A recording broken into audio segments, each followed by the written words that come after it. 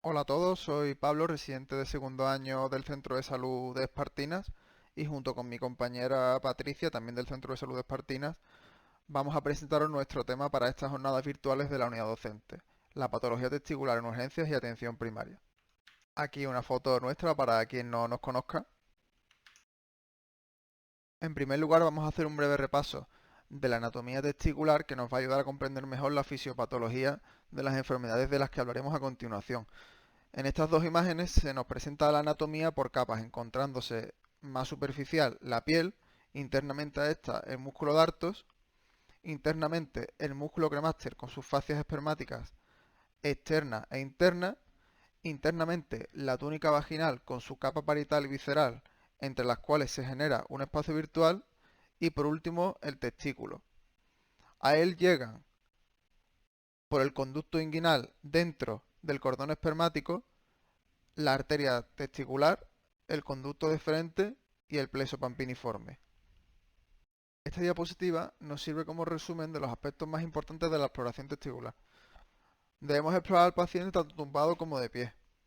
Los testículos tienen un tamaño aproximado de 3 por 5 por 2 centímetros y medio, una superficie lisa y se puede palpar el epidídimo en su parte posterior. Debemos descartar la presencia de edema escrotal y signos inflamatorios, así como la presencia de masas. Debemos comprobar que el reflejo quemastérico está conservado y explorar detenidamente las regiones inguinal y abdominal cuando el paciente se nos presente con una patología testicular aguda. En primer lugar, os presentamos un cuadro en el que podemos ver el diagnóstico diferencial entre la torsión testicular, la orquipedidimitis y una tercera patología que es mucho menos frecuente que estas dos, pero que puede generar dudas diagnósticas, que es la torsión de la hidátide de Morgani. En la torsión testicular, el inicio de los síntomas es súbito, cosa que la diferencia de las otras dos patologías, en las cuales el inicio de los síntomas es más subagudo. El dolor en la torsión testicular es difuso, abarca todo el testículo, mientras que la torsión de la hidátide suele ser localizado en el polo superior y el orquipedidimitis suele ser localizado en el epidídimo. Con respecto al reflejo cremastérico, solo se encuentra abolido en la torsión testicular.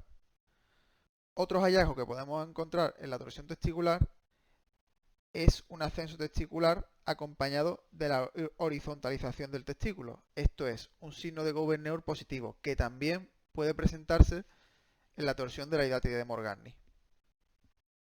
Con respecto al síndrome febril, solo está presente en la orquipedidimitis, que es la única patología infecciosa de estas tres. Vamos a pasar ahora a la continuación de estas tres patologías en más detalle. Vamos a comenzar hablando de la torsión testicular. Decir en primer lugar que es una patología que requiere un alto grado de sospecha que nos permita realizar una actuación precoz para tener más posibilidades de evitar la necrosis testicular. Por resumir su fisiopatología, se produce por una inadecuada fijación del polo inferior del testículo a la túnica vaginal. Se produce casi exclusivamente en varones menores de 30 años y puede ser espontánea o bien tras movimientos bruscos o forzados, práctica deportiva o estimulación del músculo cremastérico. El cuadro clínico consiste en un dolor testicular súbito y muy intenso acompañado de cortejo vegetativo. A la exploración nos vamos a encontrar un signo de Gouvernet positivo, que como hemos comentado es una elevación del testículo acompañado de una horizontalización del mismo. El signo de Pren será negativo, esto es, se producirá un aumento del dolor cuando elevamos el testículo y el reflejo cremastérico se encontrará abolido.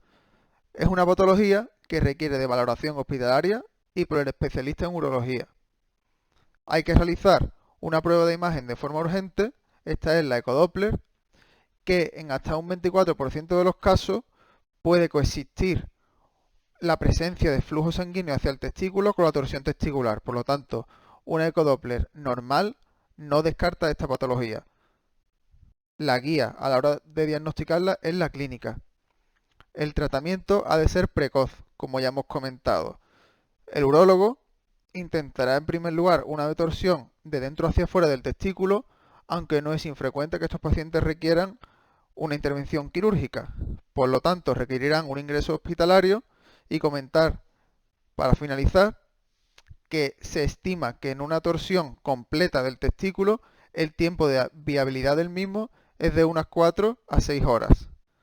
De nuevo, recalcar la importancia de la sospecha de esta patología para realizar una actuación precoz. Respecto a orquipedidimitis, comentar en primer lugar que es infrecuente la infección aislada del testículo.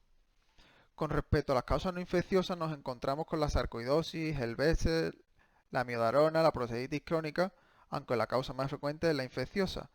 Es frecuente que el paciente tenga antecedentes bien de infección urinaria, prostatitis, contacto sexual de riesgo, una intervención quirúrgica urológica, traumatismo escrotal o incluso tuberculosis pulmonar. El cuadro clínico consiste en un dolor escrotal irradiado a lo largo del cordón espermático acompañado de síndrome febril y puede haber o no un corteo vegetativo o síntomas de uretritis.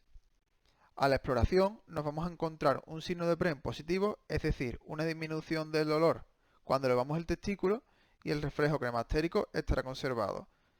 Hay que realizar una ecografía si sospechamos que hay un acceso o si tenemos dudas diagnósticas con alguna de las otras patologías que hemos visto o vamos a ver.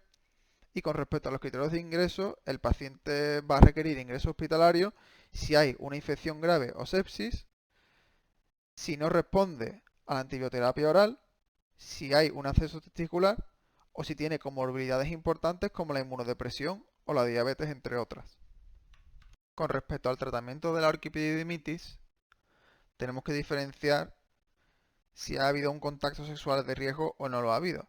En el caso de que lo haya habido, el tratamiento de elección es la ceftriaxona de 250 miligramos por vía intramuscular en dosis única y la doxiciclina de 100 miligramos por vía oral cada 12 horas durante 10 días, o bien el levofloxacino si por el tipo de prácticas sexuales que comenta el paciente consideramos que hay riesgo de infección por organismos entéricos.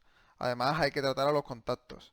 En el caso de que no haya habido un contacto sexual de riesgo, el tratamiento ambulatorio consiste en levofloxacino de 500 miligramos por vía oral cada 24 horas durante 28 días. Además, hay que cubrir la prostatitis en los pacientes de edad avanzada con tobramicina de 200 miligramos intramuscular cada 24 horas. En el caso de que el paciente se encuentre hospitalizado, el tratamiento de elección es la cefotaxima de 1 gramo por vía intravenosa cada 24 horas durante 48 horas, seguido de cefuroxima de 500 miligramos por vía oral cada 24 horas durante 10 días. En esta diapositiva podemos ver la hidatide de Morgani, un remanente embrionario del conducto de Müller, cuya torsión es menos frecuente que las dos patologías vistas previamente y puede provocar un cuadro de dolor testicular subagudo de menor intensidad que en la torsión testicular y que está localizado generalmente en el polo superior del testículo, encontrándose el reflejo cremastérico presente y pudiéndose encontrar, al igual que la torsión testicular, el testículo elevado y horizontalizado, es decir, un signo de Gouverneur positivo. El tumor testicular es el tumor más frecuente en hombres entre los 15 y los 35 años de edad, constituyendo un 1% de los tumores diagnosticados en varones, siendo el principal factor de riesgo la criptorquidia. Se puede presentar bien como una masa indolora que se detecta incidentalmente durante la autoexploración testicular, bien de forma insidiosa o como escroto agudo. De manera insidiosa, los pacientes pueden presentar signos inflamatorios leves, sensación de pesadez o dolor no intenso en la parte baja del vientre o en el escroto. Por ello es muy importante la autoexploración y, si tenemos sospecha, realizar una ecografía. Los tumores testiculares los clasificamos en tres grupos: de células germinales, que corresponden a un 96%, del estroma gonadal, un 2%, y metástasis, un 2%. Dentro de lo de células germinales, los más frecuentes son los seminomas, constituyendo un 35 a 50%, y lo menos frecuente el coriocarcinoma, un 2%.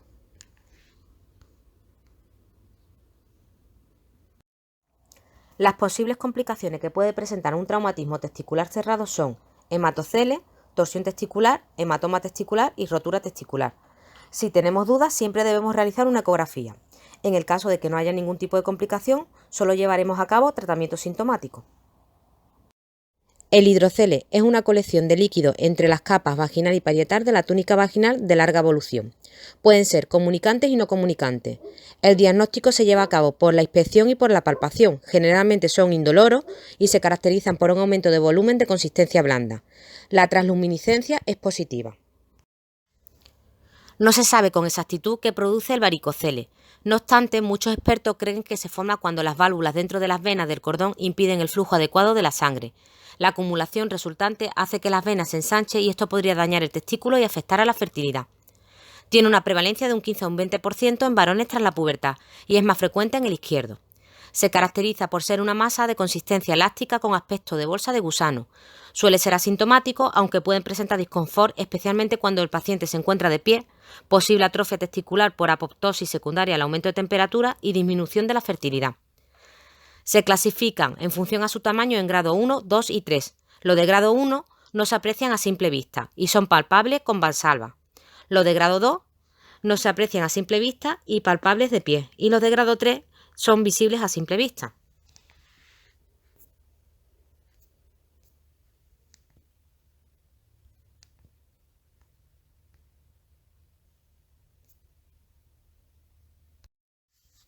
La gangrena de Fournier es una enfermedad infecciosa rara y potencialmente fatal, caracterizada por fascitis necrotizante del periné que frecuentemente involucra al escroto y causa dolor, sensibilidad, enrojecimiento e hinchazón de los genitales.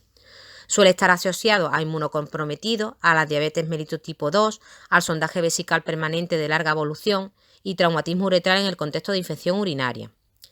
El tratamiento se basa en soporte hemodinámico, antibioterapia de amplio espectro y desbridamiento quirúrgico precoz. Por último, voy a hablar sobre la hernia inguinal, que es otro de los motivos por los que se suele consultar en atención primaria y en urgencia. Una hernia inguinal se produce cuando parte de las asas intestinales y/o epiplon sobresale a través de un punto débil en los músculos abdominales. El bulto resultante puede ser indoloro o doloroso, especialmente cuando toses, te inclinas o levantas un objeto pesado. Para llevar a cabo el diagnóstico, pues debemos explorar al paciente de pie. Le decimos que tosa y debemos valorar el estrangulamiento según dolor y reductibilidad. El diagnóstico de confirmación se obtiene mediante pruebas de imagen como la ecografía y el TAC. Tanto de parte de Pablo como mía, solo cabe decir que muchísimas gracias por vuestra atención.